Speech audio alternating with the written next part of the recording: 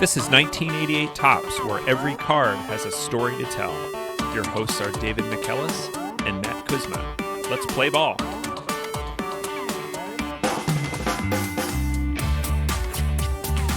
Welcome back to 1988 Topps. David, what's our card for this week? Matt, our card for this week is card number 273, second baseman, third baseman for the Blue Jays, Garth Iorg. Garth Iorg. Iorg. I have to say, I had no idea how you were going to pronounce that. I intentionally did not research the pronunciation of this player's name. It's spelled Iorg. And of all of the pronunciations, I'm not sure I even imagined that was going to be the correct one. Until this week, I did not know the correct pronunciation of this man's name. And part of that, I think, is he was a relatively under-the-radar guy. He didn't play beyond 1987. He was a platoon second baseman, third baseman for the Blue Jays. I've never seen a name like that. And I think that I think when I saw the card, I would have pronounced it Iorg or Iorg. Iorg is kind of, I was thinking of like how the Icelandic singer Björk is actually pronounced Björk. I thought that this would be Iorg or something like that, like Jürgen Klinsmann. According to a 1985 New York Times article, the name is Danish and pronounced Orge. And that is also on Baseball Reference, just O-R-J, pronounced like orange with no N, Orge. Mm-hmm. This card was suggested by listener David J. on Twitter. Thank you, David. And we had a lot of good suggestions come in after I put out the call on Twitter. I was feeling a little uninspired. Nobody was jumping out at me this week. We will work through those all very good suggestions over the next few weeks. So how are we going to, with someone named Garth joining the podcast this week, how are we going to deal with this today? I think we're going to have to go through the hierarchy of Garths. We're going to have to go through great Garths of the globe, talk about Garths in baseball, baseball Garths, and we can also talk about Garth's brother, Dane Iorg, who also had a successful baseball career. And we're going to have an addition to the 1988 Topps music playlist today. Ooh. Can't wait for that. Sounds like a great rundown. Let's go to the front of the card. I'm pulling this up on the Jumbotron. Again, this is card 273. And in the Beckett guide, David, it pulls up the OPC version, which is fantastic. So we'll look forward to the back of the card with that to get some French language practice for you. Starting with the front of the card, we have what I have to say is another kind of poor image quality of Garth taking a grounder at third base, and he's in mid-throw to first base with a dark blue Blue Jays uniform, white pants. The belt area is a tricolor belt. It looks like it is a dark blue, white, and light blue around the belt line. Just pretty sharp, I think. I think this is actually a pretty good-looking uniform. Blue cap with the white front. And a blue I do like this Blue Jays logo. This is a good Blue Jays hat. The Blue Jays came into being in 1977, and this was their original logo. They changed it at some point in the 90s, and then they made this like muscly bird with a maple leaf tattoo. That one was pretty terrible. But they went back to the classic logo and now have something very similar to this original logo. Yeah, I can see. In fact, you're sporting a cap with that kind of logo right now as we record this. It looks very good. I think that when they redesigned it in 2012, they sharpened the beak and kind of made it a sleeker look. And yes, the maple leaf by its ear as well. Great. But I think it's a good classic logo.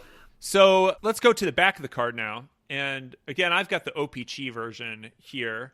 For listeners who haven't heard our previous episodes dealing with the Toronto Blue Jays and Montreal Expos, OPC is a publisher that published cards in the top set and focused on Canadian teams and Canadian players. But the card numbering system is the same. And so we go to the back of 273. You've got Garth Iorg, third baseman / second baseman. He's 5'11", 175, right-handed batter and thrower. Drafted by the Yankees originally. Garth was born in 1954 in Arcata, California, and that's in Northern California. He had two brothers who also went on to play baseball professionally. Both Lee and Dane played at BYU and then went on to be drafted into the major leagues. Lee made it as far as AAA. Dane had a relatively long career in the majors. But the name Garth was kind of interesting. I was thinking about whether or not there are many babies named Garth these days. Doesn't seem like a popular baby name. And maybe that has to do with Wayne's World and people thinking of Garth as the Garth Algar character on Wayne's World. But in 1954, this was peak Garth. In 1954, it was the 444th most popular name in the United States, according to the Social Security Administration. Wow. After 1954, the name Garth fell out of the 1,000 most popular names by the time the 80s rolled around. And then it made a comeback.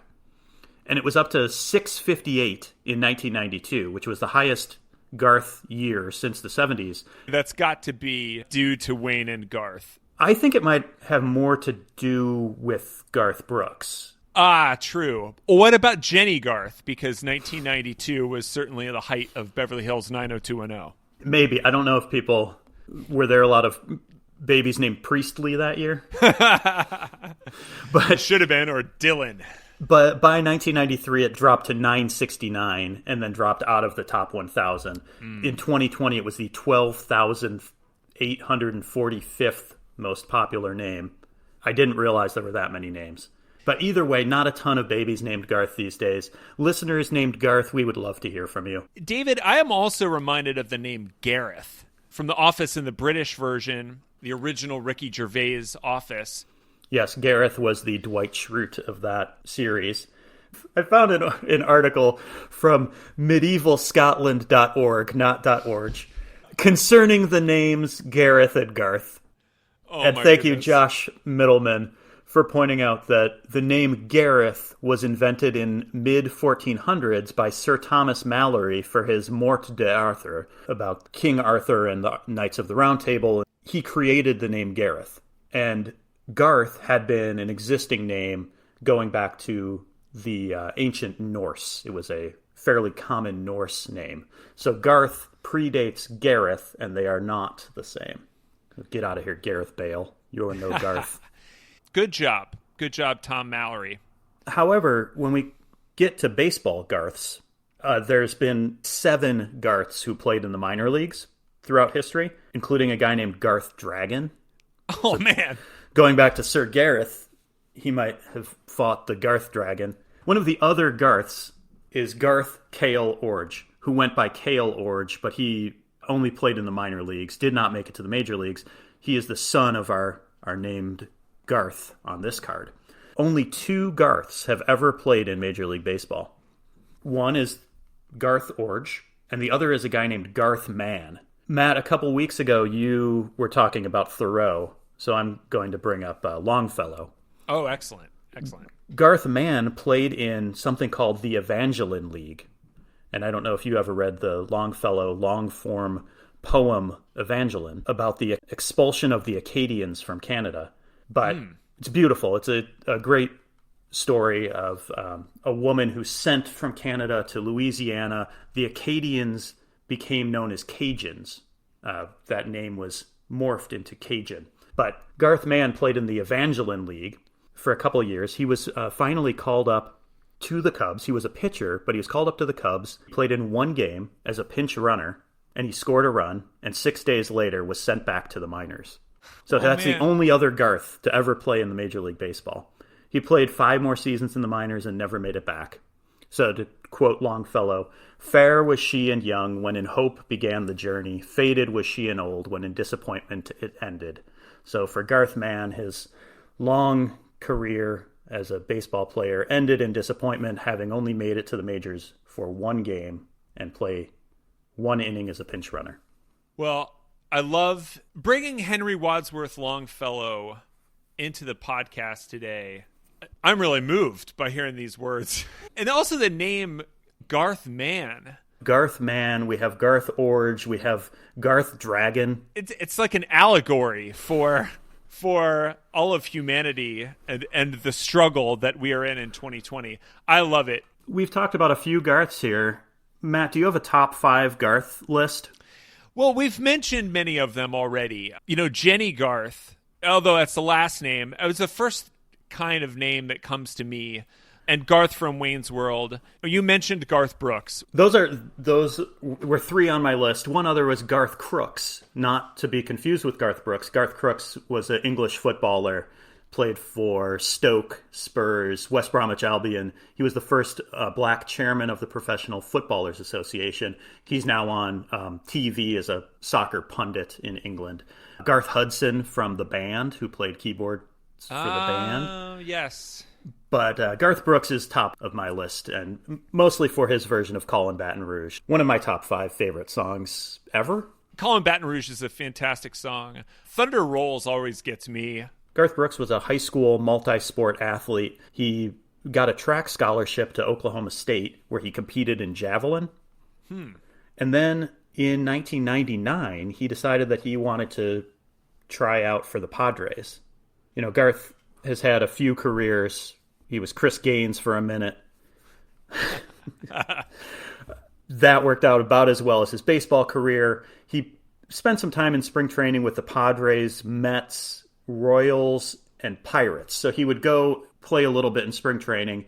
For his career, he went 2 for 42. He got 1 hit in 1999. I think that earned him a hug from Frank Thomas when he got to first base. And then he got another hit in 2004 for the Royals. You know, it's spring training, but it still counts. It was spring training, but it still counts. In what way did it count? It counts for me. Yeah, okay, good. It counts for our purposes here. And it counts on the Garth ranking system of baseball Garths. Very good point. Most recently, he played for the Pirates in 2019, but I don't think he made it into a spring training game. But another great Garth of baseball. Another great Garth. David, let's go back now to Garth Iorg and his career. As we said, Garth was born in Northern California, drafted in the 8th round out of College of the Redwoods by the New York Yankees in 1973. Played a couple seasons in the Yankees farm system and had a decent minor league career. And this leads to the fun fact, which I won't read in French today, that Garth led the Florida State League with 20 sacrifice hits at Fort Lauderdale in 1974, and that he recorded 599 hits, including 94 doubles in 669 minor league games. Well done, Garth. Not a very fun fact. We actually get to 1976, and he was acquired by the new expansion team in Toronto. So he was drafted by the Yankees in 1973 and then drafted again in November of 1976. Yes, that season, the Blue Jays and the Mariners were able to draft players from an unprotected list from the rest of the major leagues. Garth is picked by Toronto. Then in 1977, he spends the year in AAA, hitting .290. So steadily getting better at every level of the minors, and finally makes his debut for the one-year-old Toronto Blue Jays in 1978. So that debut season, he plays in 19 games and gets 8 hits out of 49 at-bats. It's not that many. And you can see that his slugging percentage was exactly the same as his batting average, which means that all of those hits were singles. Not a fantastic start for young Garth. So after that 78 season, you can see on the card that it goes 78 and then 80, and there's no real break in there to tell that he spent a year in the minors in 1979. Playing at AAA, he again hit .281, and then in 1980 hits .299 for the first part of the season and gets called up again, this time for good. And when I say for good, I mean for good, because he never left the Blue Jays. That was the only team he played for. Yeah, so he ends up playing for the Blue Jays for 8 more years in the majors. So let's talk about his big league career. We didn't really talk about it when we looked at the front of the card because the card was really only showing Garth in a throwing motion. But Garth Iorg is best known in the big leagues because of his stance. Can you describe this for us? Yes, we will put a video in the show notes. This video has really all the things that Matt, you and I could hope for. It has Garth Iorg against Roger Clemens. It has audio of Adlai Stevenson giving a speech over it. What? And Dave Brubeck music playing. What? Oh my goodness. This is, I think, the only video that I could find without going through a full Blue Jays game from the 80s of Garth at the bat. He stands very far back in the box.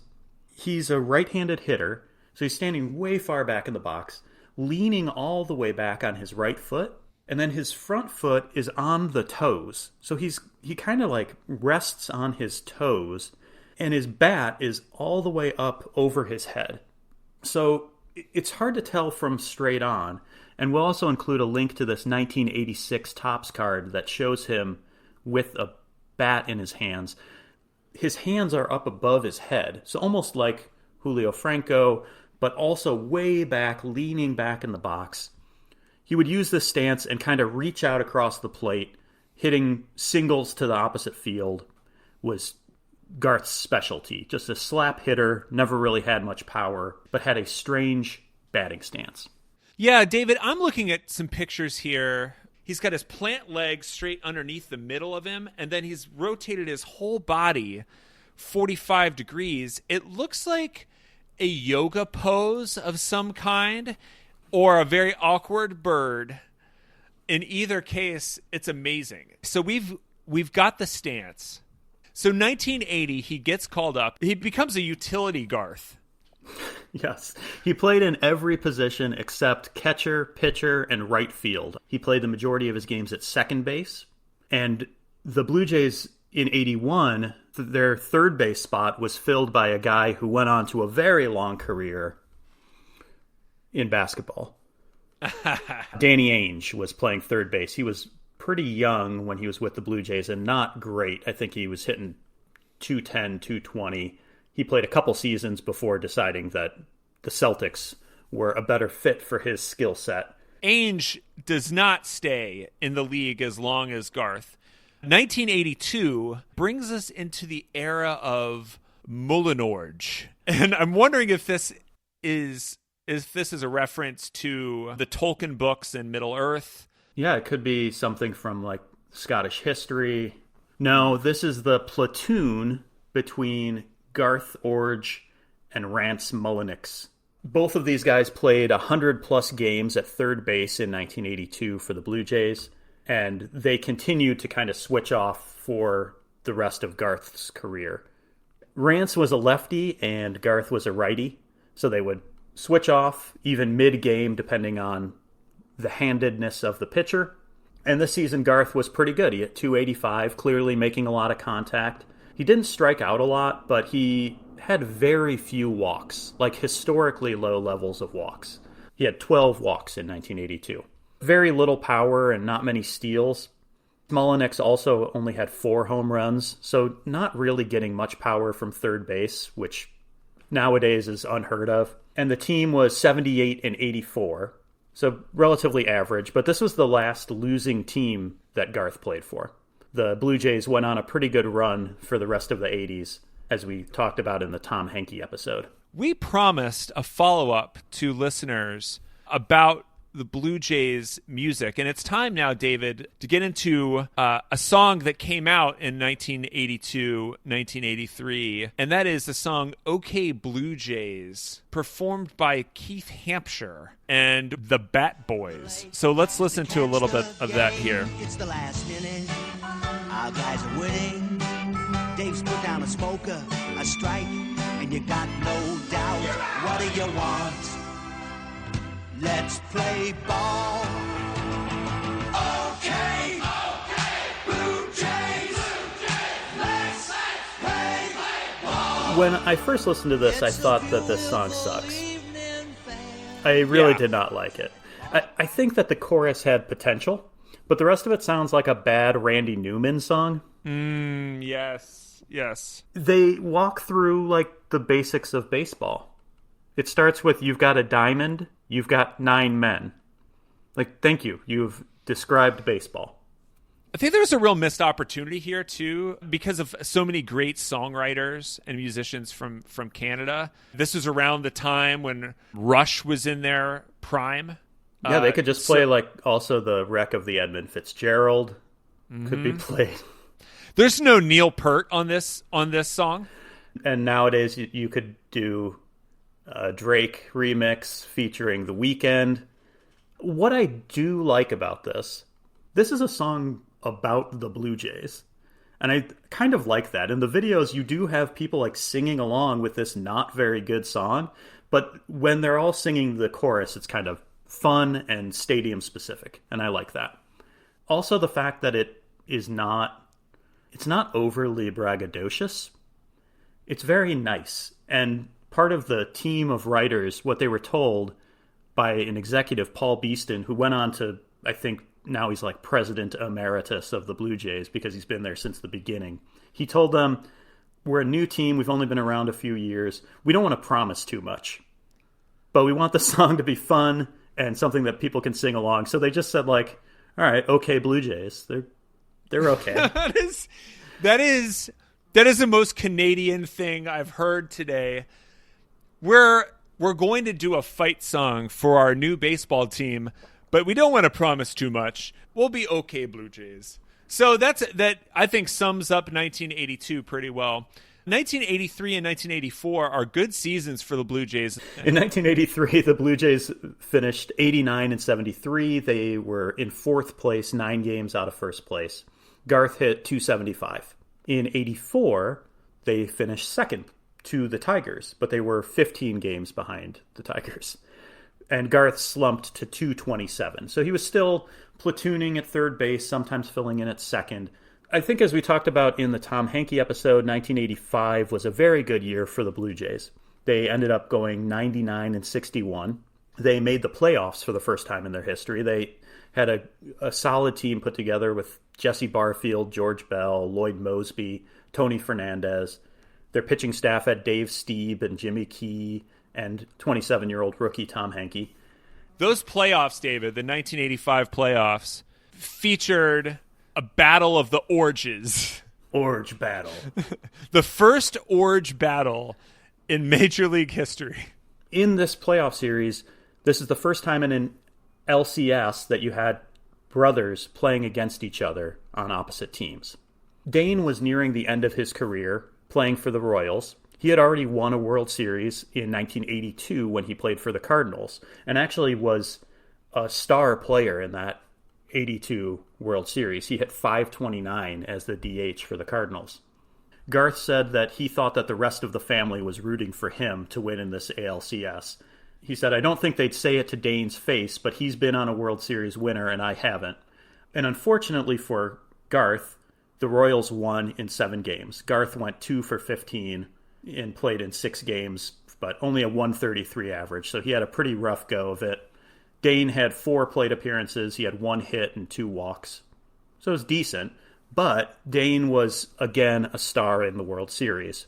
A famous moment from that 1985 World Series, I guess a trigger warning for Cardinals fans, Don Denkinger making a bad call on George Orta, calling George Orta safe. The bases end up loaded. Up to the plate comes Dane Orge as a pinch hitter for Dan Quisenberry. He gets a bloop single to right field, scores 2 to win Game 6, sending the series to Game 7, and ends up winning the World Series for a second time. So a good year for Dane.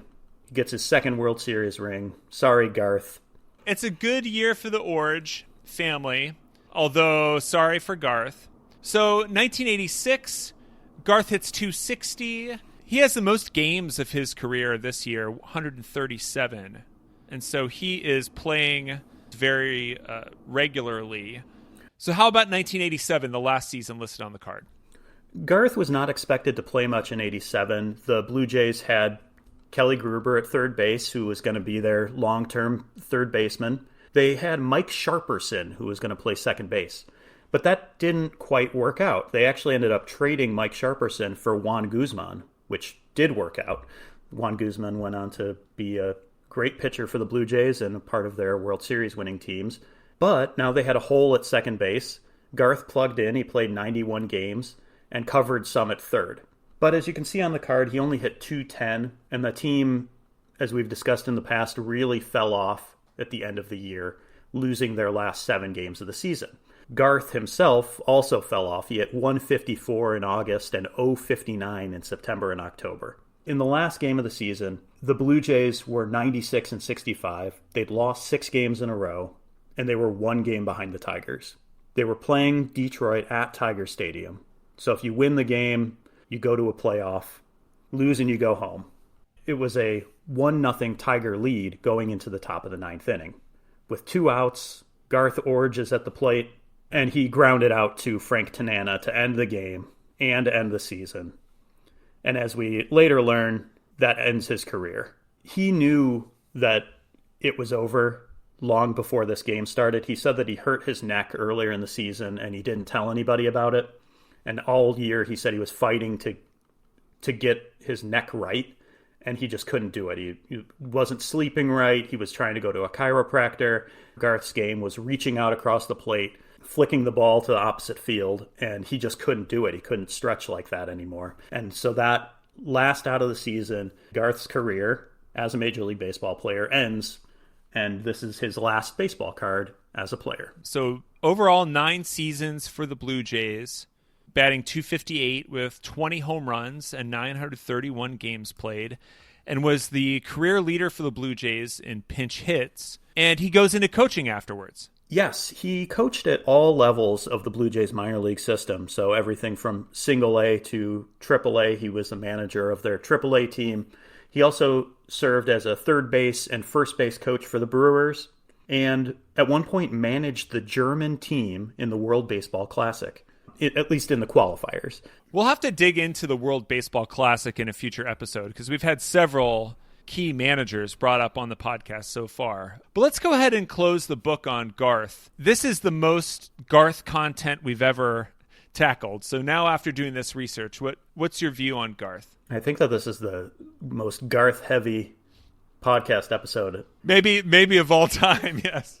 Garth Iorg was a tie between some bad 80s Blue Jays teams and the solid team of the late 80s and early 90s. And it's too bad that the 2 best teams that Garth played on didn't make it to the World Series, and he didn't get that chance. It's also an interesting sign of the times, the platoon. Garth was the righty in a righty-lefty platoon at third base. You don't really see that anymore. As we've talked about with pinch hitters, you don't see righty-lefty combinations all that much. Sometimes a team will try it, but part of that has to do with the number of pitchers who are on a team. And now changing pitchers every inning is much more common than changing fielders. In 2019, the Blue Jays had 39 pitchers throw in at least one game. In 1982, they had 36 total players. Oh my gosh. They only had 13 pitchers that year. They now are using up bench space on extra pitchers, and you don't really have space for the number 1 Garth in baseball history. I don't know if he makes it into our top 5 all-time Garths list, but he's number 1 in baseball. And he was an okay Blue Jay. Thank you, David, for that. And thank you to David J., who suggested Garth. Ending today's show, we are going to end with the song Echoes of November by Dick Allen and the Ebonistics. In honor of Dick Allen, who passed away recently. He played all over the Major League and is a favorite of the podcast here, and so that's in his honor. So thank you very much, and we'll see you next week.